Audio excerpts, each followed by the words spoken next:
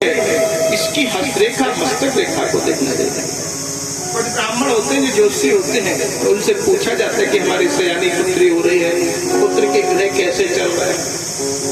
जैसे ग्रह लक्षण के बारे में जब पूछ दिया, ग्रह लक्षणों के बारे में विचार किया, और इसे ग्रह लक्षण विचार किया, पूछ दिया, नारद जी ने जैसी हस्तरेखा को देखा। एक चीज बताते हैं, हस्तरेखा, मस्तक रेखा और गजरेखा तीनों में अंतर होता है। जो जानकार लोग होते हैं, जितनी अच्छी जानकारी मस्तक रेखा से दे देंगे वो हस्तरेखा से नहीं दे सकते हैं, और जो गज रेखा से देंगे वो हस्तरेखा से।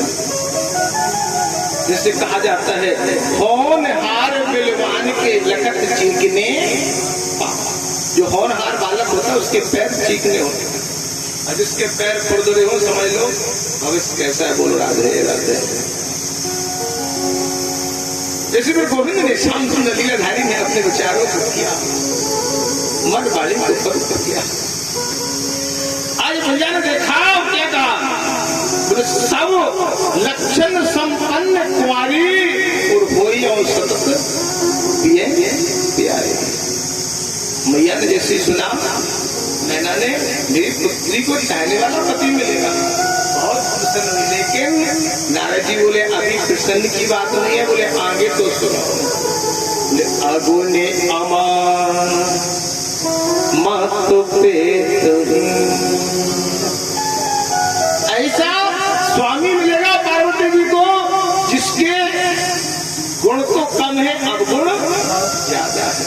बोले आगो ने अमान और मातो पेतहीना, उदासीन सब संशय जोगी जटले अकाम नगने अमंगल भेष। अस स्वामी यही कहे मिले परिहस्त गोविंद ने कहा, नारद बाबा ने हस्तरेखा को देख करके कहा, और मैया कह रही क्या कह रहे हो, झूठ न हो देव ऋषि, संत की वाणी झूठी नहीं हो सकती है। मैया तो चिंतित हो गई, लेकिन पार्वती जी हंस रही है, मुझे तो वही वर मिलेगा जिसमें जैसा कहा कि मुझे तो वही स्वामी भोलेनाथ प्राणनाथ के रूप में प्राप्त हो गए। मैया तो मन ही मन मुस्कुरा रही है। जे बके और तो से बखाने, आज जैसे दोस्त को दिखा रहे हैं और मैया मन में मन प्रसन्न हो रही है। क्या कहते हैं कि जे बके और तो से बखाने, ये सब से वो मैं ये पहचान।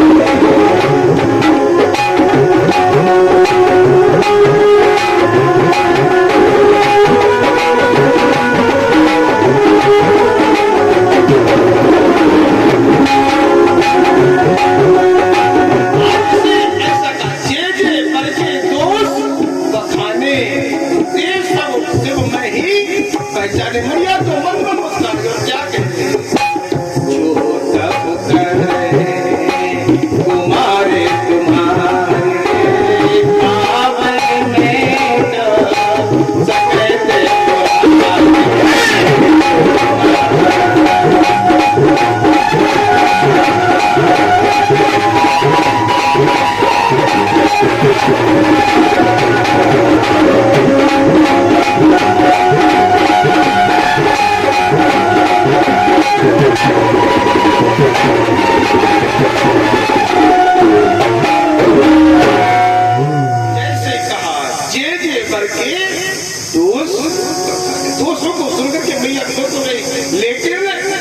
मैया मैना के लिए क्या हो रहा है, जो तप करे कुआं तुम्हारे और भावई मैट सदैव। मैया तो कह रही हमें त्रिपुरारी प्राप्त हो रहे हैं, और मैया कह रही है गलत हो रहा है, अनर्थ है। वो अमंगल भेषधारी जिसके माता पिता नहीं, जिसके माता पिता नहीं, ऐसा पति मिलेगा। आज तो बड़ी चिंता होती है।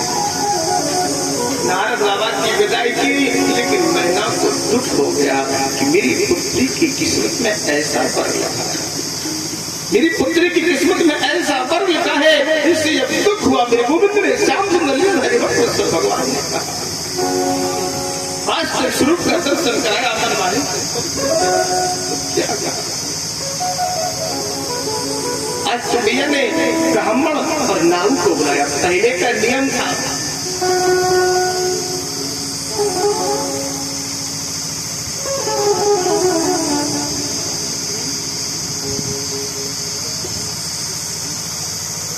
फौजी साहब कहाँ पहुंचे गए, हमें पता है कि वे आंधी में पिछली भागवत में फट गए, लेकिन बच्चों का उत्साह था तो फिर मैंने उनको मना नहीं किया, रख लो अच्छी बात है।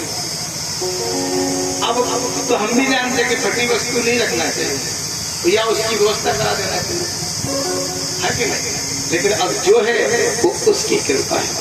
बच्चों के मन को उदास मत करो, जो कर रहे हैं अच्छा कर रहे हैं।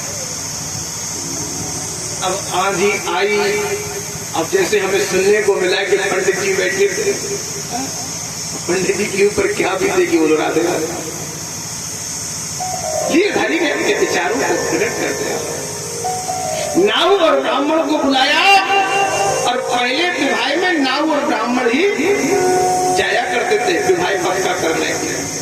जो राजा महाराजा होते थे वो अपनी बेटी के लिए नाऊ ब्राह्मण को बुलाया और नाऊ ब्राह्मण को भेज दिया, तो जाओ संबंध पक्का कर दो। हमारे रघुनाथ दादा कह रहे महाराज हमारा जब ब्याह हो तो हमने नहीं देखो तो हमारे माता पिता ने पक्की कर दी। सही बात है, पहले के लोग स्वयं में नहीं देखते थे, अगर स्वयं में देखते तो फिर निवृत्ति नहीं। बताओ अच्छा, पहले माता पिता देखते थे, माता पिता क्या देखते थे कि बहू का हृदय सुंदर है कि बहू की सुंदरता नहीं देखते थे, पंडित की करिया है कि गोरी है, तुम चिंता नहीं करो तुम करिए ढूंढ रहे हो। भोलेनाथ की बात में तो करिए मेरे घोड़ों कहां से बचते हैं, सब भूतप्रीत है। पहले निभाने वाली बहू ढूंढते थे, आजकल लोग पहले माता पिता देखेंगे, फिर जीजा जीजी देखेंगे, फिर खुद देखेंगे। बताओ 3 साल से ज्यादा 34 साल संबंध चलता है, हाल तलाक पे आ जाते हैं, क्योंकि तुम सुंदरता देखते हो, तुम उसके हृदय की भावना नहीं देखते। पहले माता पिता बालक की हृदय को समझते थे, एक पुत्री ऐसी है जो मेरे बेटे के साथ में जीवन यापन करेगी कि नहीं करेगी, सुख दुख में साथ देगी कि नहीं देगी। लेकिन आजकल लोग क्या देखने जाते हैं, सुंदरता देखने जाते हैं, और फिर सुंदरता तो सुंदर है बोलो राधे। सुंदरी तो सूप नखावी बनकर के आई थी, लेकिन अंदर से वो कितनी राक्षस थी। ऐसी सुंदरता देखने से कुछ मिलने वाला नहीं है। कहा है जो इच्छा करे हो मन माही हरि प्रसाद कछु दुर्लभ। एक बार मन में विचार करो, आपको सब कुछ प्राप्त हो जाएगा, मन तो प्रकट करिए। आज इसे नाऊ ब्राह्मण को बुलाया और नाऊ ब्राह्मण से कहा जाओ मेरी पुत्री पार्वती का संबंध पक्का कर दो।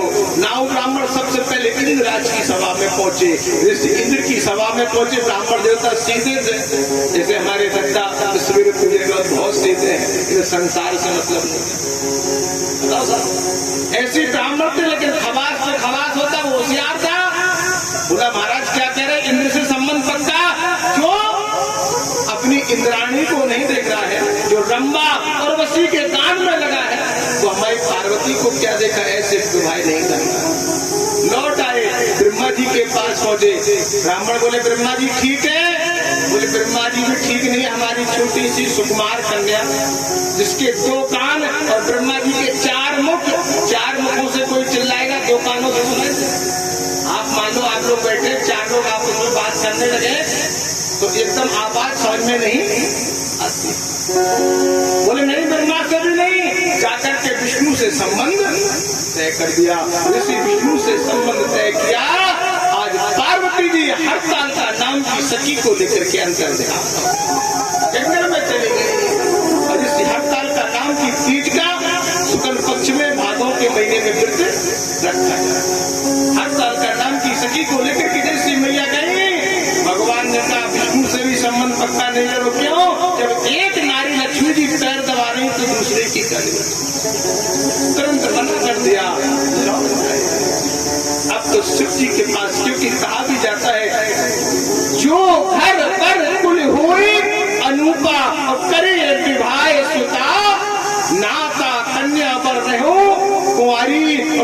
ते गोमा मम प्राण। लेकिन नाव ब्राह्मण तो बड़े परेशान हो गए कि मेरा संबंध टूट गया, दुखी हो गए। लेकिन नाव ब्राह्मण की बहुत जोड़ी होती है, होती कि नहीं होती? हर जगह कहीं जाएगा तो नाव ब्राह्मण। ऐसी एक गांव में पंडित जी थे और पंडित जी की आषाढ़ का महीना चल रहा था जो अभी चल रहा है। और आषाढ़ के महीने में पंडित जी ने क्या देखा? गोविंद कहते हैं श्याम सुंदर बड़े भाव के साथ है, वास्तविक स्वरूप है गोविंद का। आषाढ़ का महीना चलता और प्रतिदिन सत्यनारायण भगवान की कथा चल रही। अब नाव भैया झूला टांगे टांगे फिर रहे थे पीछे पीछे। हर जगह जाए पंडित जी महाराज को आम के पटिया की जब चौकी जो सामने रखी ना, चौकी में जाए, एक चौकी में पंडित जी बैठ जाए, एक चौकी पे भोजन करे। लेकिन खबार भैया को टाट की बोरी उछा दे जाए, परेशान। ब्राह्मण को स्वाद ज्यादा होता है, चौकी पे भोजन करे। अब बताओ, रसोई में उसी में बनाया, बनाने वाले वही, परसने वाले वही, तो क्या स्वाद अलग हो जाएगा? बताओ। अच्छा, लेकिन मन की बात मन में हुआ कि कुछ तो कारण है कि पंडित जी को चौकी मिलती तो चौकी पे स्वाद अलग होगा और टाट की बोरी पे स्वाद। अब नकल करने की कोशिश कर रहे हैं लेकिन अकल नहीं लगा रहे हैं। कुछ लोग कोशिश कर रहे थे नकल कर लिया। अब एक महीना पिछली हुआ, आवाज भैया बोले महाराज हमें छुट्टी दे दो। बोले काहे? बोले हमें चौकी को आनंद है। पंडित जी बोले बिल्कुल जाओ। अरे आए नाम चक्कर से बोले सुनो, बढ़िया धोती कुर्ता हमारे तैयार कर दो, हमें ससुराल जाने। ससुराल सुख की साथ है दो दिना चार। जैसे आज तैयार हुए और चल दिए और जैसी दरवाजे पे साइकिल से पहुंचे तो काउना दरवाजों निकलो। कलयुग है, कलयुग में तो पैसा को काम है। लौट आए और तीन ब्राह्मण देवता बोले काय लौटे आए? बोले साइकिल से गए थे, जहाँ से हम काउना दरवाजों निकलो। बोले ऐसा करो तो हमारी गाड़ी ले जाओ, चीज लोग हम तुम तो गाड़ी ले जाओ। जैसी गाड़ी से पहुंचे अब तो दरवाजा खुल गया, बढ़िया स्वागत। हाँ, शरबत पिया, बैठ के। बोले लाला जी कैसे आए? सासू माँ ने पूछा।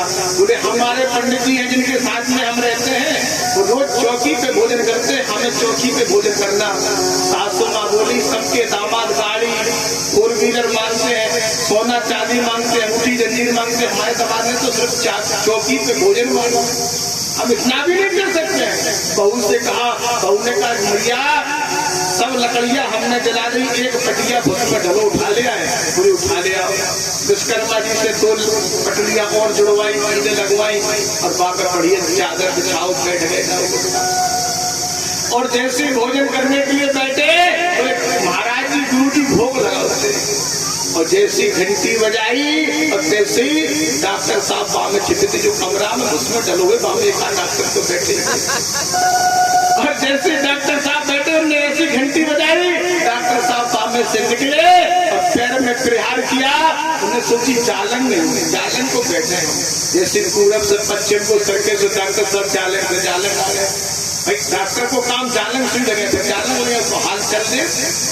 जालन से जालन आए, जालन सड़क से आए, तो दूसरी तरफ से सुई मार दी, सुकून पड़े। धन्य धन्य दे पंडित और रोज पटा पे खाए तो हमने खाई एक दिन तो हाय हाय। ऐसी नकल करो लेकिन नकल की जरूरत रखो। जीवन है, हम और आप ही नाव है, हम और आप ही ब्राह्मण है, हम और आप ही क्षत्रिय है। ये शरीर एक धरोहर है, इसको प्रकार से चलो। भगवान का भजन भी होता चाहे लेकिन नकल किसी की मत करो। अब तो विवाह की तैयारियां होने लगी। भगवान शंकर के लिए हिमाचल राज ने मैया को देखा और मैया बालू का सिंहासन बना करके पूजा कर रहे। क्या कह रहे हैं कि कछुते भोजन और पारे बताता कि ये कठिन कछुते ने उपवासा।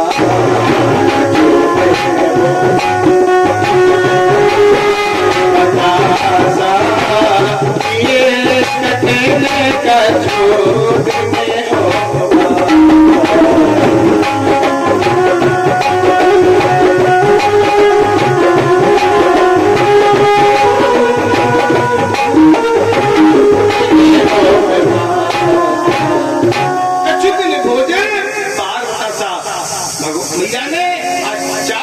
खाने का व्रत रखना चालू कर दिया। लता पत्राओं को खा रहे हैं।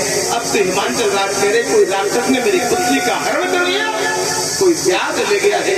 लेकिन जैसे गंडकी नदी के किनारे बालू का शिवलिंग बनाकर के हड़ताल का सखी को और मैया पार्वती को देखा, प्रसन्न हो गए। बोले जाओ, सप्तऋषियों ने वरदान दे दिया, तुम्हें शिव ही वरण देंगे। जन्म जन्म शिव पद अनुराग, शिव का अनुराग प्राप्त होगा। जिससे कहा अब तो भोलेनाथ के साथ विवाह तय कर दिया। आज भोलेनाथ को भगवान नारायण ने मनाया और मनाने के बाद कहा तुम्हें बारात लेकर के चलना है। भोलेनाथ आज दूल्हा बन रहे हैं विवाह के लिए, और जैसी दूल्हा तैसी बारात होती है। बताओ, अगर अच्छा व्यवहार होगा तो अच्छी बारात होगी, और बुरा व्यवहार होगा तो जहाँ असगुन जाते होंगे तब असगुन जाएंगे, जहाँ सगुन जाते होंगे वहाँ सगुन जाएंगे। भोलेनाथ की बारात में तो आज भूत प्रीत पिशाच निशाचर सब तैयार हो रहे हैं। एक महादेव की बारात में जाना आ गया है। श्रृंगार ही नहीं, श्रृंगार तो कौन करती है? माताएं करती है। कौन करती है श्रृंगार? माताएं। 16 श्रृंगार माताओं के हैं, ध्यान देना। 16 श्रृंगार माताओं के हैं और 16 संस्कार पुरुषों के।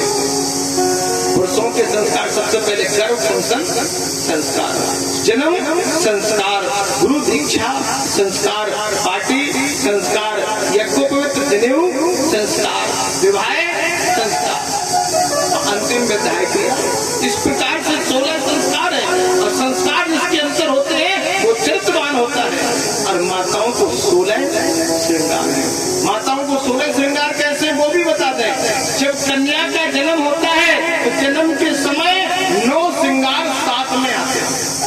देवी भागवत में बताया जब कन्या का प्राकट होता है तो सूर्य और चंद्रमा प्रसन्न होते हैं, आकाश पृथ्वी प्रसन्न होती है। एक कन्या उत्पन्न हुई जो 2 कुलों को पवित्र करेगी। कन्या के जन्म के समय 9 श्रृंगार आते हैं, और 5 श्रृंगार, 6 श्रृंगार, 5 श्रृंगार जो है वो मंडप के नीचे मिलते हैं। 6 श्रृंगार मिलते हैं जब पति मांग भरता है, पैरों में महावर लगाया जाता है मंडप के नीचे। रिश्तेदार कोई होता है, बुआ भतीजे जो भी होता है, बिछिया चलाते हैं। 5 श्रृंगार मंडप के नीचे मिलते हैं। 9 5 करते हुए 14। और जब बहू दरवाजे पर आती, जब उसका लक्ष्मी का रूप होता है, तब सास 2 श्रृंगार बहू को देती है, वो लक्ष्मी बनकर के अंदर। 16 संस्कार हमारी देवियों के होते हैं। पुरुषों में नहीं सी भोलेनाथ लगे सवारने सकल सुर वाहन विविध विमान, ओए सगुन मंगल सुबध करे अक्षर, किसी वह संभोगन करे श्रृंगार, जगा गोटे मोरे समारा।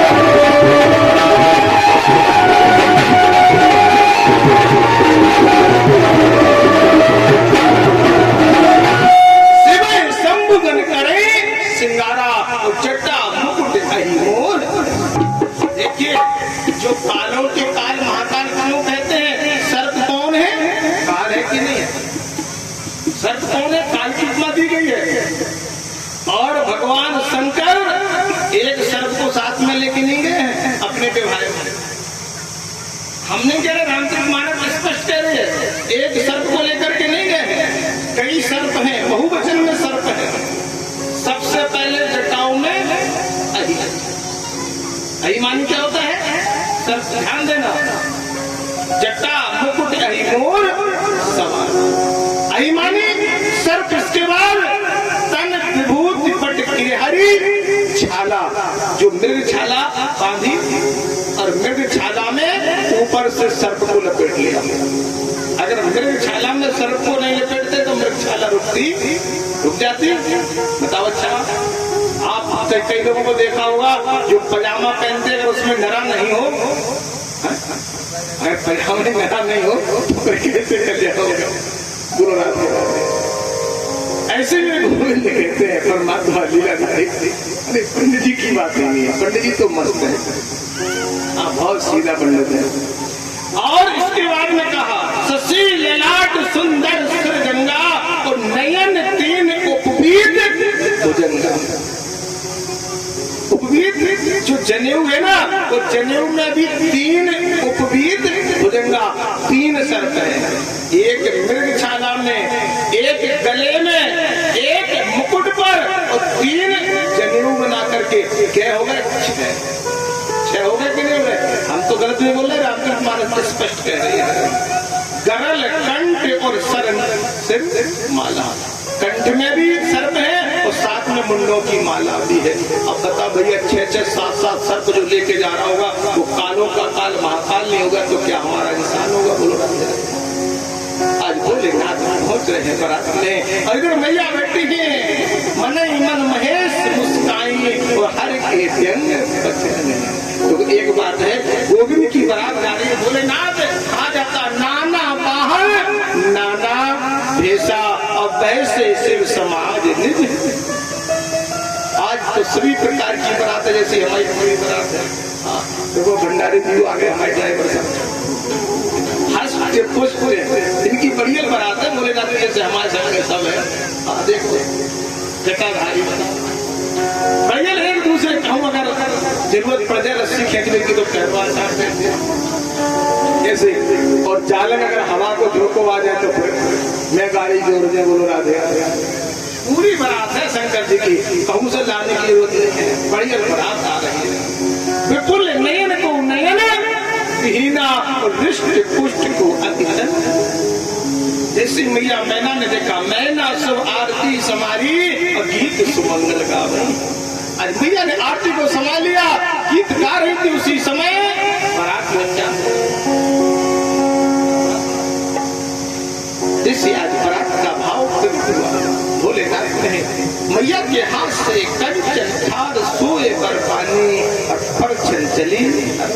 मैया के नेत्र व्यास विकट भेष रुद्रई जब देखा, इसी भोलेनाथ का भेष देखा, आज नेत्रों से अश्रु की धार। क्या है? भोलेनाथ ने कहा, माँ ने कहा कि जिसकी जटाओं में गंगा वो जल पात्र दिखाने से क्या जरूरत है, जिसकी जटाओं में जन्म उसको दीपक दिखाने से क्या जरूरत है। कहा जाता है जो अपमान में सम्मान निकाल रहा है, जो अपमान में सम्मान निकाल रहा है उसे भगवान महाकाल। भोलेनाथ की बड़ी बारात पहुंची।